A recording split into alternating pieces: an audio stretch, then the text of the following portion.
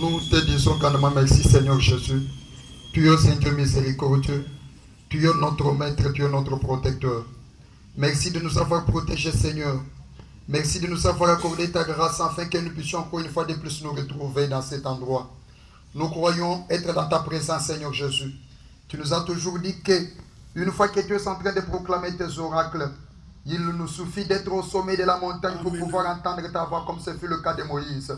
Seigneur Jésus, nous ne voulons pas entendre les tonnerres ce matin, Seigneur, mais nous voulons entendre ta voix concrète, afin qu'une fois sortis ici, Seigneur, nous puissions demeurer dans ta parole, Dieu de grâce. Notre maître, notre roi, nous savons très bien que l'ennemi qui est le diable ne peut pas se réjouir de notre rencontre ici, Seigneur. Nous sommes déjà ici, Seigneur. C'est grâce à ton nom réveillé, Dieu. Combat nos ennemis, Seigneur Jésus. Dispose les cœurs de tous tes enfants, afin de pouvoir entendre cette parole, pour pouvoir la mettre en pratique, Seigneur. Conduis-nous, Seigneur Jésus. Nourris-nous, Dieu de puissance. Nous sommes tous soumis auprès de toi, Seigneur, pour que tu puisses nous parler, afin que nous sortions ici tout en étant consolés dans ta parole. Nous t'avons ainsi prié avec action de grâce, au nom de notre Seigneur Jésus, qui vient règne pour des siècles. Amen. Amen. Que Dieu vous bénisse. Je suis tellement content parce que Dieu nous a accordé encore une fois de plus sa grâce afin que nous puissions nous retrouver ici. Nous sommes déjà là. Nous ne sommes pas venus pour acheter ou vendre n'importe quoi. Nous ne sommes pas venus ici pour faire des connaissances les uns avec les autres. Nous ne sommes pas venus ici pour un motif charnel, mais nous sommes venus ici pour un motif spirituel. Quand nous sommes là, Dieu est en train de travailler. Ici, c'est le chantier de Dieu. Ça, je suis en train de le dire. C'est ici que Dieu est en train de travailler. Parce que Dieu, l'Éternel Tout-Puissant, a un seul endroit de son travail. C'est lequel c'est dans sa parole.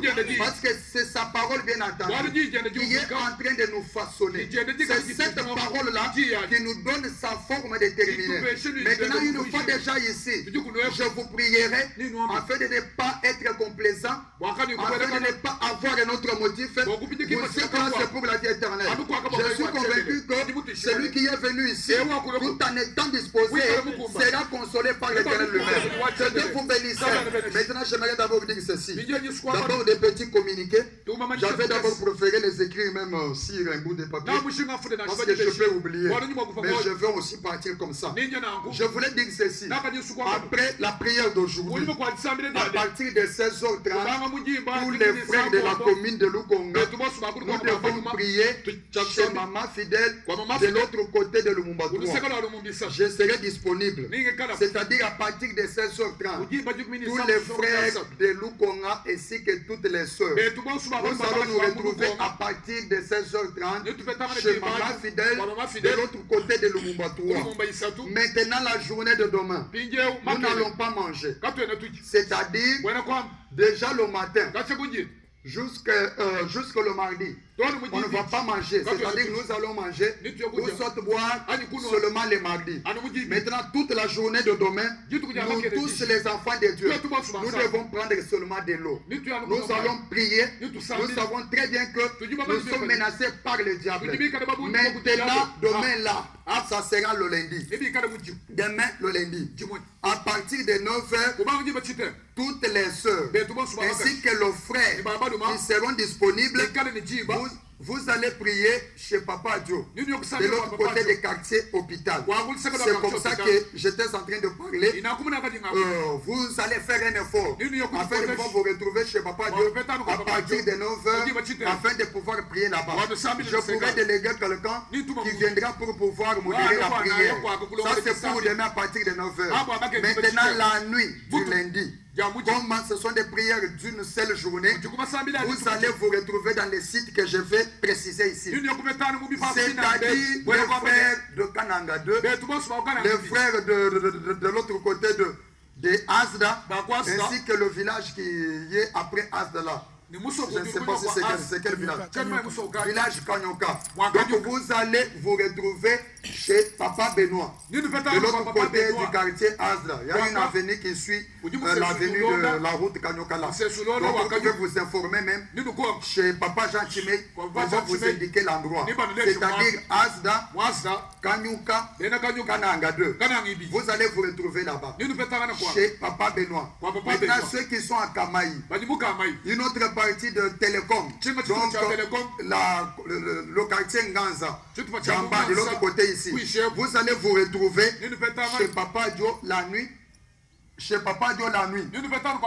J'ai dit Kamaï, Télécom, quartier hôpital, Kamulumba, une partie du quartier abattoir. Vous allez vous retrouver chez Papa Dio. Maintenant, tous les frères, ainsi que toutes les sœurs qui sont de l'autre côté de la commune de Lukonga, vous allez vous retrouver comme d'habitude chez Maman Fidèle. Maintenant, les frères qui sont de l'autre côté de Kato Katoa, quartier Bianchi, vous allez vous retrouver chez Frère Mamel. Centre-ville ainsi que Snell.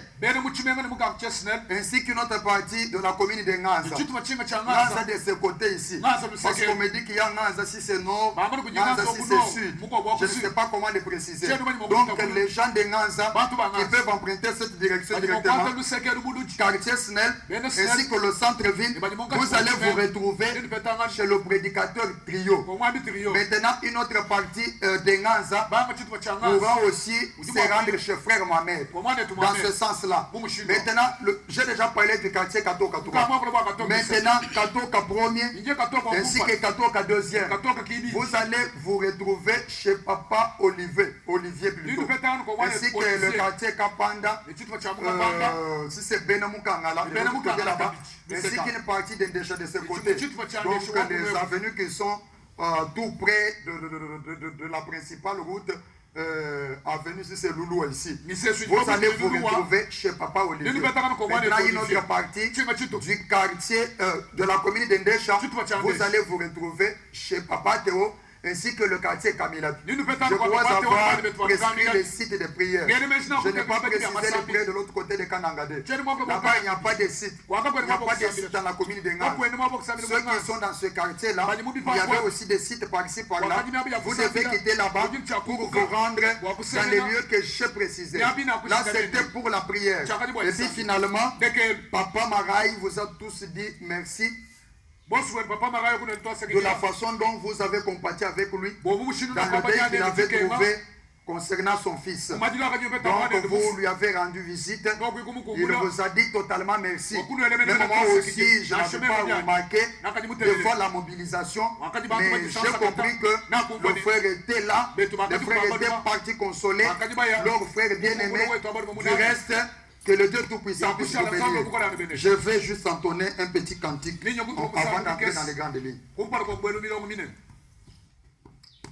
Mungu Yesu ni mwema, ni mwema. Mungu Yesu ni mwema, ni mwema.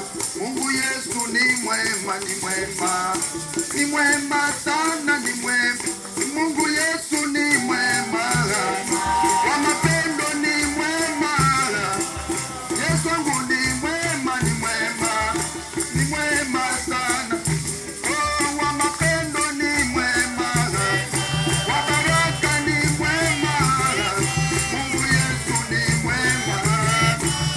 Ni mwema sana. Oh, Mungu Yesu atakuya.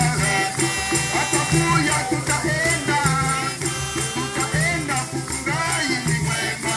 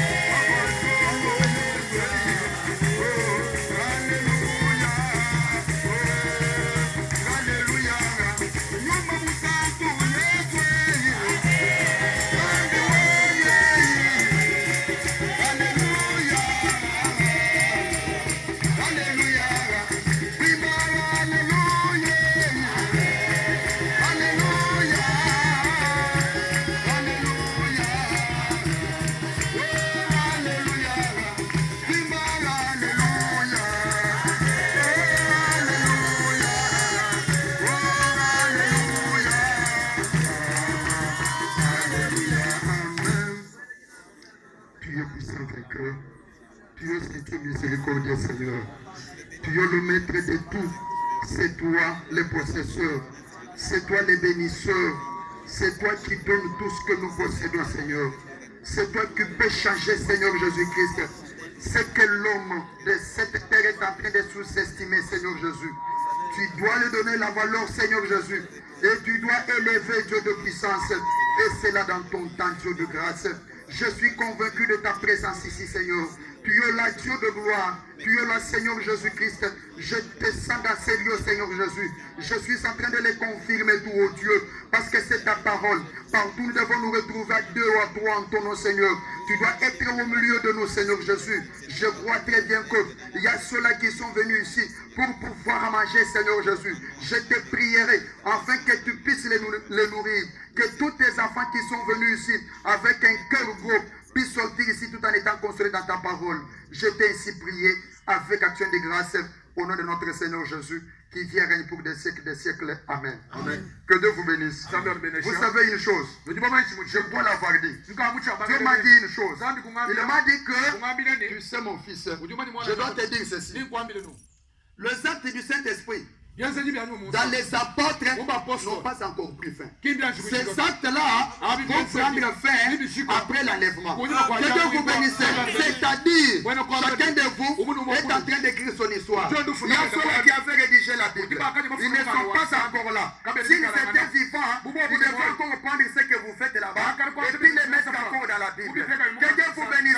Mais il y a un livre de souvenirs. C'est ma mémoire. Tout ce que vous êtes en train de faire, c'est pour dans ma mémoire. Que Dieu vous bénisse.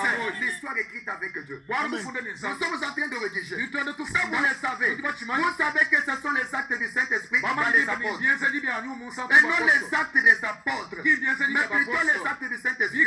Parce qu'il est écrit que ce n'était pas les apôtres qui agissaient, mais l'Esprit de Dieu qui agissait en eux. Maintenant, comme le Saint-Esprit est en train d'agir jusqu'alors, nous les enfants de Dieu, qui sommes prêts, nous devons être agités comme les apôtres. Comment pas? Il doit les faire certainement. Comme il avait fait avec Paul, comme il avait fait avec Simon Pierre, les bodies s'impichent, Phocas ainsi que les autres. Ils l'ont les mêmes. C'était le Saint-Esprit qui est au milieu de nous, qui est en train de nous vider, qui doit encore les faire à notre place. Que Dieu vous bénisse. Vous savez, si des fois, les actes du Saint-Esprit s'étaient arrêtés après le vieux Paul, c'est-à-dire on ne devrait pas être guéri ici de toutes nos maladies. Si les actes du Saint-Esprit s'étaient arrêtés avec Simon Pierre, on ne devrait pas avoir le véritable ministère. On ne devrait pas avoir le véritable enfant de Dieu. Croyez-moi, je suis en train de vous le dire. Le Saint-Esprit est en train d'agir. Je sais très bien qu'il agit encore ce matin au milieu de vous. Les enfants de Dieu qui sont vraiment disposés pour bénéficier ce que les autres avaient bénéficié dans leur temps. Quelqu'un vous bénisse. Le problème c'est quoi? C'est la disposition. Vous savez ce qui sous-estime les gens aujourd'hui. C'est parce qu'ils croient que la guérison s'est arrêtée. Le salut s'est arrêté. Le salut s'est arrêté avec tel frère. C'est-à-dire qu'il n'y a pas encore moyen. Si je croyais aujourd'hui que je puisse aussi être sauvé, ce n'est pas ça. Dieu est enceint. Il est en train de travailler. Comme il travaille pour les véritables enfants de Dieu. Pas seulement dans son endroit de service, dans son chantier. C'est là où il est en train de travailler. Comme il travaille, quand tu es un véritable enfant de Dieu, tu es prédestiné pour la guerre. Je suis convaincu que Dieu pourra te consoler. Que Dieu vous bénisse. La grâce est là. Il continue à pardonner. Il continue à enrichir. Vous savez, des fois, Anne n'est pas la dernière dent à recevoir un fils dans sa stérilité. Croyez-moi, elle n'était pas la dernière dent. Celle-là qui se sous-estime ici, qui disent qu'elle ne mette pas au monde, Anne n'était pas la dernière. Anne n'avait pas fermé la porte. Dieu continue à agir pour tout quiconque croit. Si tu crois, ce qu'avait palpé Anne, tu dois aussi le palper. Que Dieu vous bénisse. Vous savez, la puissance, merci Seigneur, qui accompagnait l'apôtre Pierre. Quand Pierre est passé, il disait à un important que je n'ai ni or ni argent, mais ce que j'ai, je te le donne. Au nom de Jésus, lève-toi et marche. Cette puissance-là ne s'est pas arrêtée avec l'apôtre Pierre.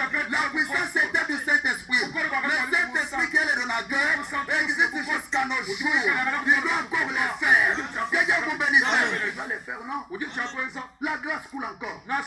L'Esprit de Dieu est en scène. Dieu est en train de travailler. Voyez. Soyez vraiment contents. Revenez en vous. Voyez dans la parole de Dieu. Je vous ai dit que il y avait les autres ici qui s'étaient découragés. Je crois vous l'avoir dit. Le diable sait comment est-ce qu'il est en train de travailler. Comment est-ce qu'il le fait? Je vous avais parlé de la sorcellerie. Le diable peut vous diviser ici. Vous savez dans l'église de Jésus, quand le diable veut vous diviser, il ne peut pas vous diviser avec l'évangile. Soit pour vous dire que allez vous bagarrer, ou soit allez vous disputer quelque chose. Ils le savent très bien qu'ils ont la parole. Maintenant, s'ils veulent vous diviser, ils vont entrer dans la parole. Que Dieu vous bénisse.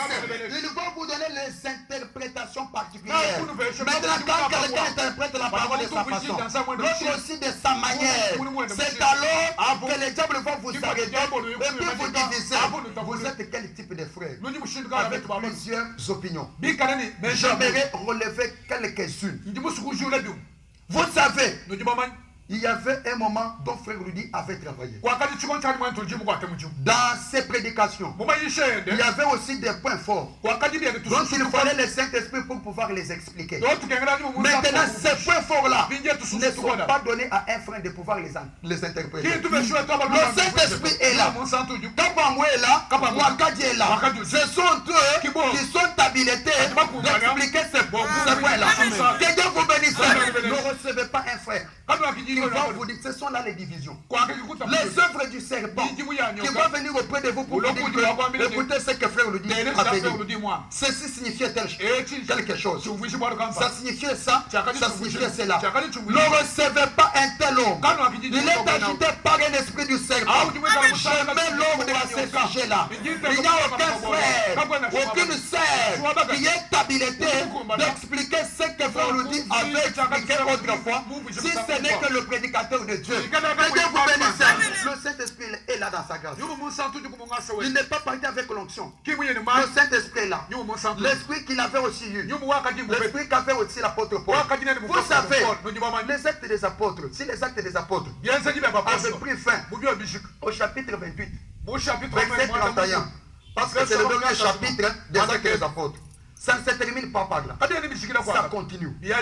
Avec qui? Avec vous. Que Dieu vous bénisse. Parce que là où que l'Esprit Saint est en train de parler, il y a encore les actes des apôtres là-bas. Il y a encore les actes des enfants de Dieu. Parce que ce n'était pas les actes des apôtres, mais plutôt les actes du Saint-Esprit dans les apôtres. Ça n'a pas été les actes de Paul. Paul ne pouvait pas le faire. Simon Pierre, quand il était en train de pécher, est-ce qu'il pouvait faire ce qu'il faisait là? Parce qu'il disait aux gens, pourquoi vous êtes vraiment époustouflés? Ce que vous voyez, ce qui est en train de se réaliser ici, ce n'est pas par notre force, ce n'est pas notre nom, mais c'est par la force d'une personne. C'était qui? C'était Jésus. Que Dieu vous bénisse.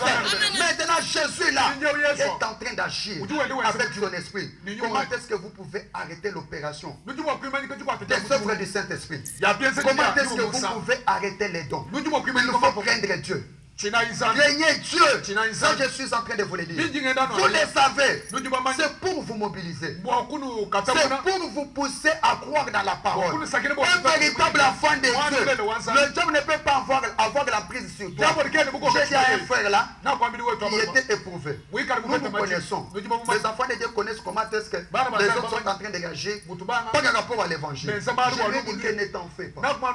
Le diable ne t'a pas ravi l'enfant. Parce que le diable n'a pas la force de pouvoir te ravir cet enfant. C'est la volonté de Dieu. Toi, tu es puissant. Toi, tu as la force. Tu pries beaucoup, tu gères. Toi ainsi que ton épouse. Comment est-ce que le diable peut percer la portique de ta maison pour pouvoir te ravir l'enfant? Nous, les enfants de Dieu, tout ce qui nous arrive, c'est la volonté de Dieu. Le diable peut entrer par où? Parce que le diable avait déjà vaincu le Seigneur Jésus. Pour pouvoir nous vaincre aujourd'hui, il n'a pas la force. C'est lui le serpent le plus ancien dont je vous avais parlé. Jésus l'avait écrasé à la croix. Que Dieu vous bénisse. Un enfant de Dieu, quand tu as la parole, N'importe quel problème qui va t'arriver, ce n'est pas le diable. C'est Dieu qui a permis. Vous savez, je crois vous l'avoir dit. Dans la volonté de l'homme, il n'y a même pas le bienfait de l'homme. Il n'y a même pas le bonheur de l'homme dans sa volonté. Ma volonté à moi, ça ne peut pas contribuer à mon bonheur. Mais il y a une seule volonté qui peut me donner le bonheur, c'est la volonté de Dieu. Maintenant, l'homme, dans sa façon d'exister, il ne veut pas la volonté de Dieu. Il veut sa volonté. Même Jésus aussi l'avait préféré Adam comme quelque part là. Mais il était fini par dire que toutefois, je ne veux pas ma volonté, mais plutôt ta volonté. La volonté de Dieu. Même si elle était de pouvoir tuer tous les frères ici, c'est une bonne chose. Même si Dieu s'est précisé de pouvoir te ravir toutes les richesses, c'est pour ton bonheur et non pour ton malheur. Comme il est écrit, tout concourt pour le bien de ceux qui aiment. Moi j'aime Dieu. Ce qui m'arrive, malgré que dans la chair ça me fait mal, mais c'est pour mon bonheur. C'est pour mon bonheur. Malgré que ça fait mal, tu vas comprendre que Dieu a fait raison de pouvoir me la ravir. Dieu a fait raison de pouvoir me ravir cette richesse. Si je demeurais encore riche, je devrais terminer toutes les piques de la vie dans les rapports sexuels. Parce que je n'avais pas encore la capacité de avec mes richesses. Dieu a cherché bon de pouvoir me les ravir. Qu'il puisse d'abord me construire dans son chantier. Qu'il puisse d'abord me donner la force. J'aurai encore les richesses. Que Dieu vous bénisse. Parce que quand Dieu travaille, il travaille pour pouvoir te sauver. Il travaille d'abord pour pouvoir te sauver du baptême de Saint-Esprit. Ce n'est pas encore pour n'importe quoi à ce moment-là. Maintenant, quand il voit que dans ce qu'il est en train de faire avec toi, telle chose peut causer ta ruine, Dieu est capable de pouvoir le ravir. C'est ce qu'il a toujours fait. Maintenant, un véritable enfant de Dieu va comprendre que Dieu a fait raison de me faire ceci. Dieu a fait raison de me le ravir. C'est pourquoi rentrer en vous. Rentrer dans la parole. La grâce est là. C'est lui Jésus-Christ qui est la source intarissable. Merci Seigneur. La source intarissable. Qui ne peut pas tarir. Vous savez, depuis que nous avons puisé, jusque-là, ça n'a pas terminé. La guérison existe toujours là-bas en abondance. Les bénédictions existent toujours là-bas en abondance. Maintenant, le mal que l'homme fait, il va considérer un autre homme comme étant sa source. Là où il peut puiser. C'est pourquoi demain, aujourd'hui tu pars. Demain tu pars encore. Le lendemain. Un autre jour, l'homme va te dire, ah c'est mon frère. Donc tous les jours, je suis en train de te nourrir. Aujourd'hui, je manque. Mais chez Dieu, tu vas puiser jusqu'à te fatiguer. Tu vas puiser à jamais. Parce que c'est lui qui avait dit que celui qui a la soif vienne auprès de moi afin qu'il boive. Que Dieu vous bénisse. C'est ça la parole de Dieu. Ne faites pas l'erreur, mes frères bien. Ne faites pas cette erreur-là. De pouvoir aller puiser dans l'eau. Ne mettez pas votre confiance dans l'homme. L'homme va vraiment se fatiguer. L'homme va te dire que toutes les chemises que j'avais à te donner sont terminées. Aujourd'hui, je n'ai pas encore une autre chemise à te donner. Toutes les choses que je devrais te donner, je te les ai données. Donc, allez aussi t'occuper de tes affaires. L'homme peut te rejeter, mais Dieu ne peut pas te rejeter. C'est pourquoi nous les enfants de Dieu, la grâce coule encore. Les bénédictions sont là. Il n'y a pas quelqu'un qui est arrivé en première position ou en dernière position. Mais chaque enfant de Dieu arrive à son temps. Le monde c'est parce que vous vous comparez avec les autres. Il n'y a pas les premiers ou les derniers chez Dieu. Tous nous arrivons à notre temps. Comme Dieu a béni l'autre. Sois confiant dans la parole de Dieu. Un jour tu seras aussi béni. L'essentiel c'est toi. Je verrai dans la parole. Parce que Jésus est une source qui ne peut pas se tarir. Que Dieu vous bénisse. C'est ça la parole de Dieu. Remarquez tout ce qui voulait encore vous fatiguer. Je suis en train de vous le dire. Je vous ai dit, je ne veux pas de langage ici. Je vous ai dit que quand quelqu'un est livré, la livraison dans l'église de Jésus, c'est un sommet d'amour. Donc le dernier des principes, Comme chaque principe de la parole n'est pas lié à la perdition, mais à la vie, même la livraison aussi. Quand Dieu vous livre, c'est-à-dire qu'il vous aime. Que Dieu vous bénisse. Je ne veux pas encore de mésentente. Ce n'est pas pour dire que quand quelqu'un est livré, c'est fini pour lui. Il y a des péchés qui sont impardonnables. Tel que blasphème, tel que une sœur ici, du vivant de son mari, elle commet l'adultère. Donc il n'y a pas moyen de parler autre chose. Mais si le frère a volé, si le frère sait me conduire dans n'importe quel principe, il a épousé tous les principes, ainsi que l'Église trouve bon de pouvoir le rejeter en dehors du camp. S'il est un enfant de Dieu, il peut revenir ici, se convertir totalement, écouter la parole et être sauvé. C'est pourquoi il ne faut pas tordre l'essence des Écritures. Il n'y a pas un interprète ici. En matière de la parole, moi je ne porte pas les gants. Je ne crains pas personne. Je dois dire la parole. Parce que je serai engagé dans ce que je suis en train de vous prêcher. C'est moi qui y aurait à répondre devant le Seigneur Dieu. Et donc vous, j'aurai totalement à répondre devant la face de l'Éternel. Maintenant quand on livre un frère, donc on dit que c'est pour la destruction de la chair, afin que l'esprit soit sauvé. Il veut dire quoi? C'est-à-dire que l'homme qui est livré, sa chair doit être détruite. S'il est un véritable enfant de Dieu, il va revenir. S'il n'est pas un véritable enfant de Dieu, il ne peut pas revenir. Parce que l'homme dont il est parlé dans cette écriture, en 1 Corinthiens chapitre 5, allez lire dans 2 Corinthiens, il est rentré dans l'église. Que Dieu vous bénisse. C'est ça la parole de Dieu.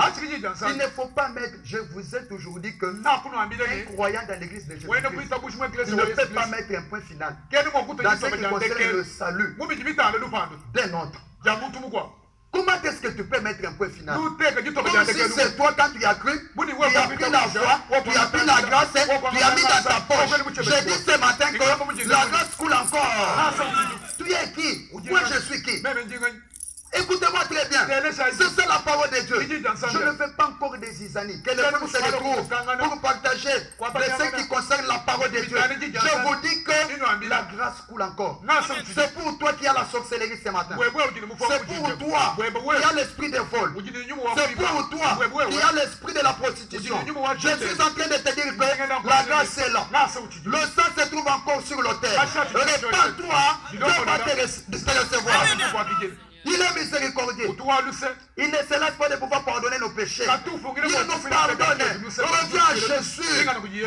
Je suis en train de t'appeler. Reviens à Jésus. Je crois avoir décanté certains points, certains traits dont vous aviez un peu de difficultés ici. Je crois vous l'avoir dit. Quand je le dis, ce n'est pas pour plaire à quelqu'un, mais c'est la parole tel qu'elle m'a été donnée. C'est l'évangile tel qu'il m'a été confié par l'Éternel afin de pouvoir le prêcher. Que Dieu vous bénisse. Quand vous êtes là, vous parlez, vous savez, vous parlez encore même des mariages ici. Vous parlez des mariages. Toutefois qu'on parle des mariages, un véritable serviteur de Dieu qui est envoyé par Dieu ne peut pas rester dans le silence. Parce que les questions du mariage divisent les gens. C'est à cause du mariage que Jean fut décapité. C'est à cause du mariage que Élie fut poursuivi. Parce qu'il avait reproché à Akab. Comme Akab avait la royauté, il poursuivait maintenant Élie pour pouvoir lui faire du mal, ainsi que sa dame Jézabel. C'est à cause du mariage que le grand homme qui avait marché avec Dieu avait trouvé des grands problèmes. Vous savez, le mariage voulait diviser même Israël. Du temps de Jésus. Mais quand Jésus voulait parler du mariage, il a rentré au commencement. Que Dieu vous bénisse. Qu'est-ce qui était au commencement? C'était l'homme ainsi que la femme. C'était l'homme ainsi que la femme. Si des fois il y a un frère qui veut épouser une deuxième femme, ce n'est pas le problème de Dieu. S'il y a un frère qui a deux femmes ici, ce n'est pas un problème de Dieu. Il est écrit que, là je parle des non-croyants, ce n'est pas pour ceux-là qui sont déjà dans l'église de Dieu. Que chacun demeure dans l'état où il était lorsqu'il a été appelé. Que Dieu vous bénisse. Si tu avais plusieurs plusieurs femmes. On ne doit pas te forcer le divorce ici avec les hommes. Tu dois demeurer avec tes femmes. Tu auras le Saint-Esprit si tu étais un enfant de Dieu. Que Dieu vous bénisse. Maintenant, l'apôtre Paul, Moïse, Ludi, voire même trio, et Jean Mouakad, on ne peut pas prêcher la polygamie ici. Que Dieu vous bénisse. Comment on va prêcher la polygamie? Parce que déjà au commencement, Dieu avait déjà dit que c'est pourquoi l'homme quittera son père et sa mère. On entrait directement en Genèse et s'attachera à sa femme et non à ses femmes. Et s'attachera à sa femme. Quand Paul vient aussi, il interprète la même écriture. L'homme doit quitter aussi son père et sa mère et s'attacher à sa femme pour éviter l'impudicité que chaque homme ait sa femme. Maintenant, comme tu as déjà une femme, tu es encore impudique.